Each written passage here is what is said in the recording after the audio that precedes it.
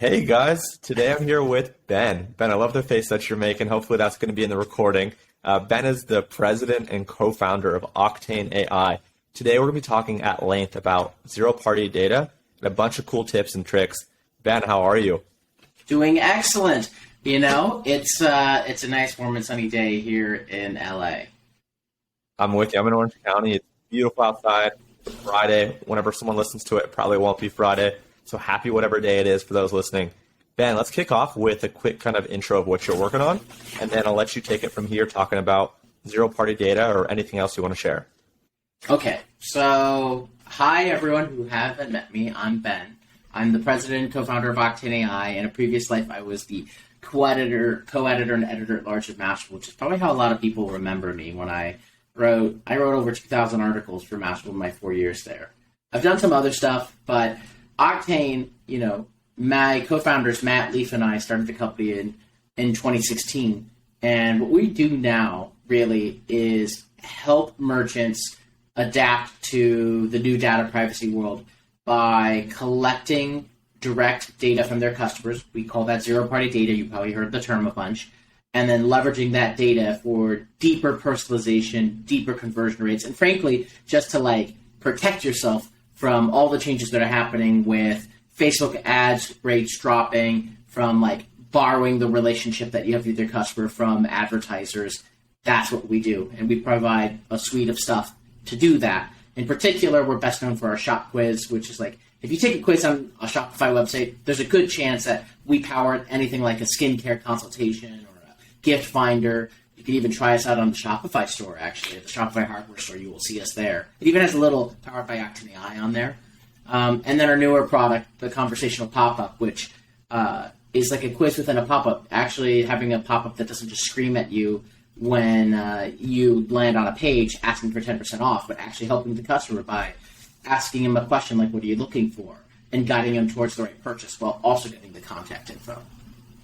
I love it, man. Wow. I mean, there's already a lot that you covered that I kind of want to unpack. So you mentioned obviously the definition of zero-party data. So I think we're clear and good there. And then you kind of mentioned and alluded to the fact that zero-party data is kind of all the rave right now and really the focus due to kind of some of the iOS things. So you've obviously been doing this for a couple of years, but I'd say probably over the past couple of weeks, past couple of months has been really some traction and exciting for you guys with everything happening. Is that fair to say? Yeah, and especially we came out, every year we come out with a playbook. That's one of the big pieces of content we're known for each year. Our last year's playbook was deep on personalization. This year's playbook is all about zero-party data marketing, and the specifics of how you actually take this data you get from a quiz or you get from a pop-up and use it to personalize an email welcome sequence or an email or an SMS sequence. And that's octaneai.com/playbook for anyone who's interested in checking that playbook. That's we've started the big push now that we have our hands-on playbook for how you actually harness this data to do something. Amazing. And with everything happening, the cookies, this, that, and the other, if someone's listening to this and they haven't done anything yet, is it too late? Did they miss the wave, or at the beginning of the wave? Where are we in terms of the landscape and the ecosystem of what's happening? Are people listening to this? Are they early? Are they in the middle? Are they late? Can you give any context in terms of the timing and any kind of dates? So it's never too late, but you need to be starting now. And what you need to start doing now at the very minimum is collecting the zero-party data. Set up a quiz, set up a conversational pop-up, set up a post-purchase survey. Do those now. Then you can go and do the flows. The reality is that the need for this accelerated when iOS 14.5 came out, because 96% of people in the US opted out of getting tracked. And that makes total sense. But the result is that every day that's passed, Facebook ads have become less effective because Facebook has a lot less data to use for targeting. When you're running a retargeting ad these days, it has a much less chance of getting to the right people because they don't have the ability to track who they are, what they're looking for across different websites. And it's only going to get worse as time goes on, and we've seen big drops in conversion rates for ads from a lot of our customers. And then in about a year or so, Google will drop third-party cookies in general and support for that. And that's when it will get very real. And if you don't have a data set of your own by the time that happens, then you're in real trouble. So no, you're not too late, but you've got to get started now. Awesome. Yeah, I think that's great advice. In terms of how people leverage this and even like where this shows up. So let's say Klaviyo, for example. Someone's leveraging Octane AI and they're leveraging Klaviyo. Is this just going to show up as like a custom property within someone's profile, and that's how we're going to leverage the segmentation and whatnot? Is that kind of where it lives in terms of visually? Yeah, and so this, again, depends on the platform you use. So I'll talk a little bit about this more specifically, because this is actually something we talk about in the playbook. So yes, like let's give a specific example, because I'm really specific like that. You're a beauty brand. You're asking a couple of key questions in your skincare routine consultation, like what kind of skin do you have, what kind of products are you looking for, and making sure to get an email or a phone number so that you can do this detailed follow-up, right? There's other things, but those are very common in those beauty quizzes. Okay, now that you've collected this data with the integrations Octane AI has, so let's talk about Octane AI, Klaviyo, like our most popular integration. I can instantly send that information, the contact info, plus the answers to those questions as custom properties, over to Klaviyo. Cool, awesome. Now what? Now you've actually got to go and like set up that email sequence. And so like we have a couple examples. Like in a welcome sequence, the first email you send, if you collected this data, which a conversation will pop up or a shop quiz will do, the first email you send can be personalized, which has a huge impact on the way that they view your brand. So if you already know if they have dry skin or oily skin, why would you send an email that's like, you should not send an email that's just the same to everyone. That's like the old way. That doesn't convert as well. But now you can have like, products for your dry skin, products for your oily skin in the subject line. You can do that. You can have like the custom parameter for the title, or like, a set of like custom products for like that first timer who's gone through it. Suddenly you've built an email and an email sequence that is much more personalized to the individual person, to what they said, what they did. You can go super simple by having just like one path, maybe with slight changes, or like if you're bigger, get more complex with it and really segment your customers and your audience and really market to them in a way that treats them like humans. I love it. Yeah, I think the Welcome series is a really great, probably the most applicable, obvious example. Outside of that one, in terms of like other automations or flows or other campaigns, are people leveraging this data with any of like the abandoned cart, the abandoned checkout? Are they running specific campaigns? Like, can we talk about a couple other use case on leveraging this data that you're collecting? Okay, so a couple. So one, you mentioned that you could use this data for any flow. So like, yes, like because it's just custom properties, you can just go in and put the special property inside of Klaviyo, for example, yep, to just like reference that in the email subject line and the email header. Even if you're just like abandoned cart message was just like, did you forget these like products for your dry skin? You're going to automatically have a better conversion rate. It's just across the board, right? We also just see, as a side note, a higher like opt-in rate for especially conversational pop-ups. We actually had a customer tweet out their conversion stats. They used to have a 1.5% conversion rate of customers giving their email. Then they did a conversational pop-up, and it went up to 7.5%. So there's like those two stats. One other thing, we're just announcing this, is a new integration with Alloy Automation, which connects to a whole bunch of other products. So now, if you're using, let's say, Postscript or Attentive or Gorgeous, you can send this contact information and you can send this data into any of the platforms that Alloy supports, which is a lot of e-commerce and like a lot of Shopify apps, and you can send the answers to quizzes as custom properties. This opens up like a whole new world of customization, putting into your database and all that. And this is kind of like, part of our thinking, their commitment to greater data portability.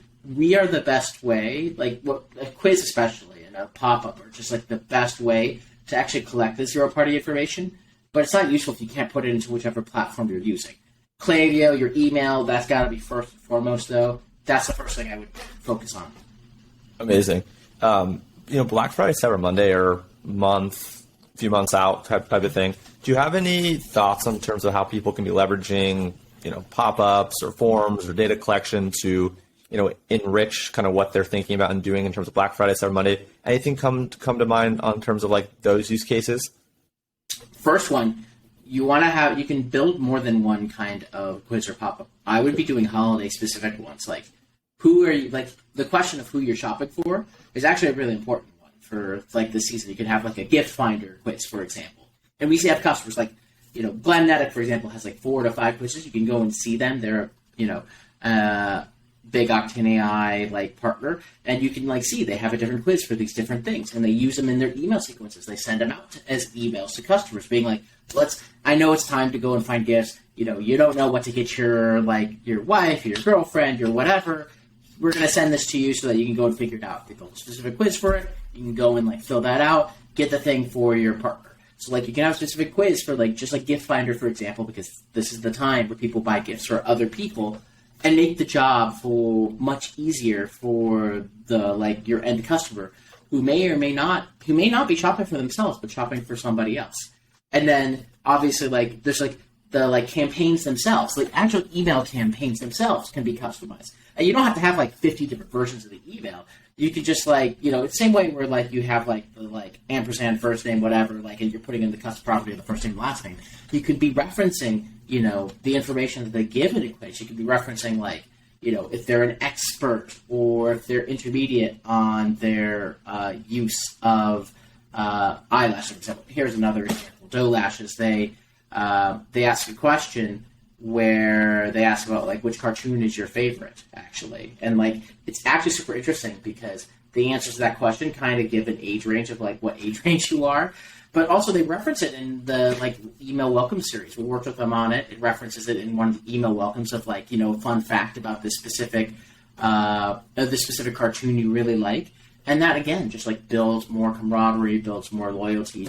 These are the things I would be implementing now for Black Friday. You don't have to get super fancy, but you need to be doing it now. You need to be working with like your partners. You need to be leveraging this data and like just even start with a gift finder quiz.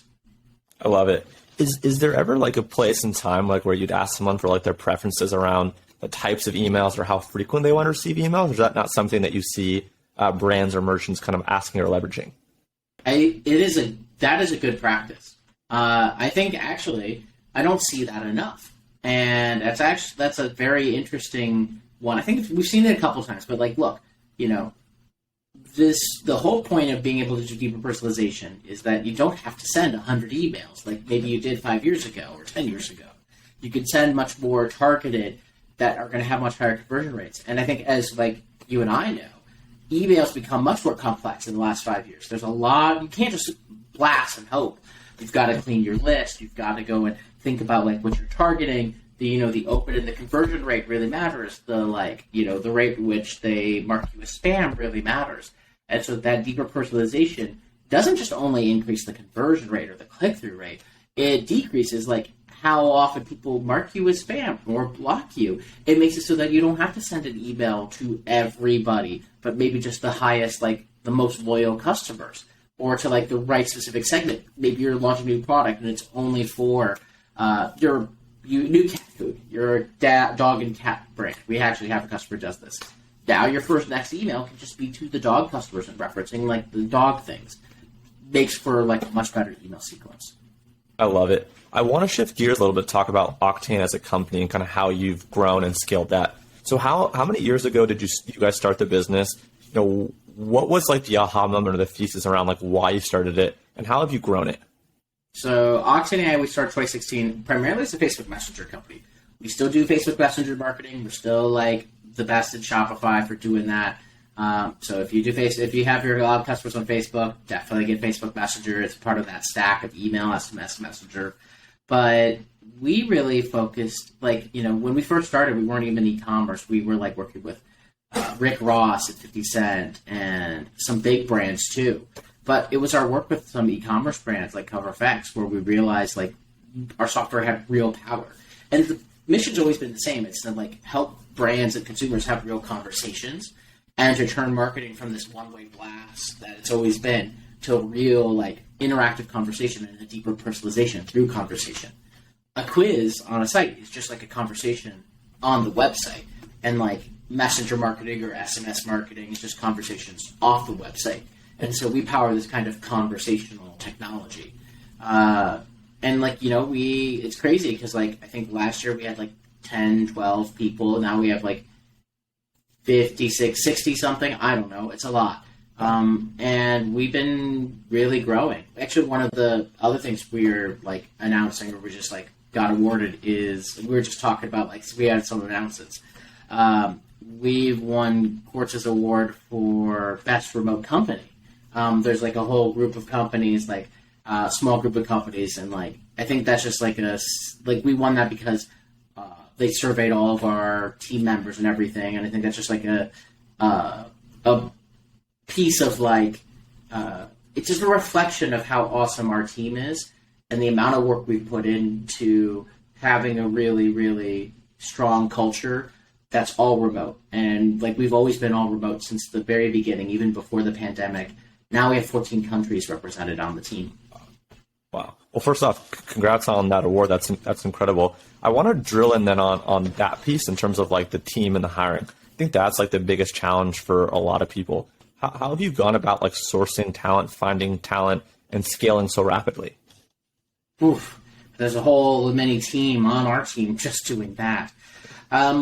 There's like a couple things. I think, you can like put it out on your social and make some people go and apply. But we've invested in like a lot of very specific kinds of job boards and job placement, job places. There's like specific boards for underrepresented groups, which we care a lot about. There's specific boards for engineers, which is like our biggest hiring priority. There's specific boards for different areas, and we focus a lot on those areas. And then, leveraging our team for referrals. And like we have a program where we give like a bonus for anyone who refers somebody that joins the team. We're focused a lot on like bringing in talent that our team has already worked with or already knows. And then I think the other one is like the reputation. Like these awards definitely do help, but it's mainly because like we've spent a lot of time like investing in the team. But this is not to say the recruiting and anything is easy. It's harder than ever. Actually, it's kind of amazing in the last couple of years because we were one of the very few remote companies a few years ago, and so anyone interested in remote, we were like a really great option. Now there's more companies have gone remote because of the pandemic. But we've been very lucky to continue to recruit really amazing people, really amazing execs, and to invest in these boards and these other places where new communities are popping up that are we're just trying to go and connect with. Yeah, I love it. One more question about Octane as a business, and then I'll open it back up to you to see if you want to talk about anything else around zero-party data. In terms of raising funding, you don't have to share how much if it's not public, but what was that decision that allowed you and Matt kind of to say, hey, we want to go raise funding? Or was it people approached you and you're like, sure, we're open to raising money? Like, what does that fundraising decision look like? It's okay. Everyone takes a different journey when it comes to fundraising. So first one, if you haven't raised fundraising, just make sure you're really it's the right move, because fundraising puts you on a path of you've got to continually show high growth and you got to continually raise money because your costs go up when you raise money. It's just inevitable. You hire people, you're trying to grow. It's a whole thing.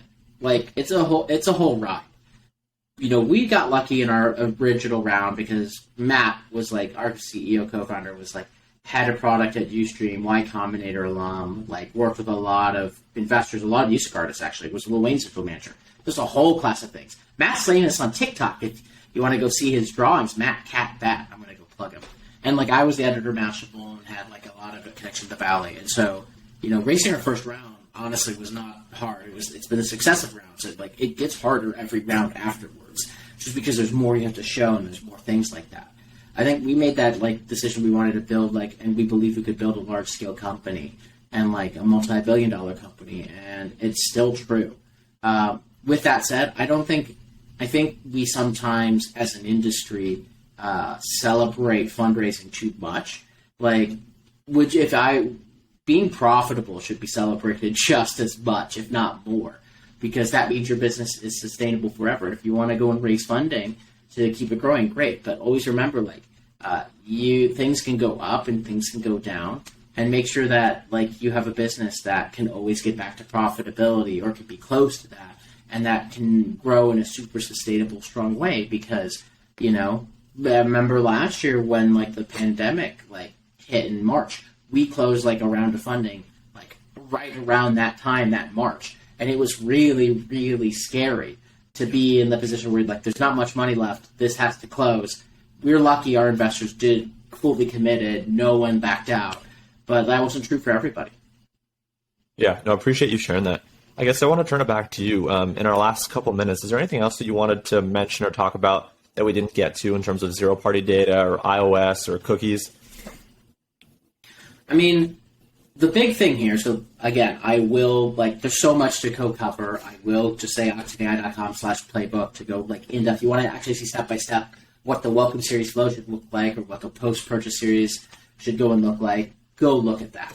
Cool. The, like, reality, I think, is if you are doing this, which is like you're collecting this data, you put up a quiz or a conversational pop-up, and you're leveraging on your email and your SMS especially, you're just going to be ahead of your competition. You're just going to, and more than that, you're going to be protecting your business from the moment when retargeting ads just completely go away. Like, if your business especially is relying heavily on ads, like, you need to diversify your sources and you need to be collecting this data. And you need to be doing it now. We're seeing super amazing creativity with quizzes, and, like, they're getting more creative. People are figuring out ways to use it to, like, get more friends, to, like, get people to recruit more of their friends, and, like, to the site, to using it to, like, figure out who should be in the loyalty club, using it to, like, learn about, like, their, like, habits after purchase, or like all sorts of interesting things. The more data that you can get directly collected, like, and this is volunteered by customers, the more you can get, the better off you will be. There's some super, super, super interesting things we on the Octane AI side will be doing over the next year. I can't talk about all of them. I will say the AI and Octane AI is definitely going to be a big thing, and leveraging that data to do some super interesting things, to give you super valuable insights, and to do things in an automated way you could never do before. So there's my spiel. Amazing. Ben, you're the man. I'll make sure the link below for the playbook. The free playbook is there. For you personally, what's the best place for people to follow along? Is it your Twitter? So I'll do the Octane one first. It's at octaneai.com. Cool. octaneai.com, and at Octane AI on literally every social network. Cool. Instagram, Twitter, all the fun things. I'm at Ben Parr on everything, at BenParr on every social network and every single thing. Yeah, I post a bunch on Twitter, but you could find me on whichever social network you like. Amazing. Ben, thank you so much. I really appreciate your time. Thank you, Chase. All right, cheers.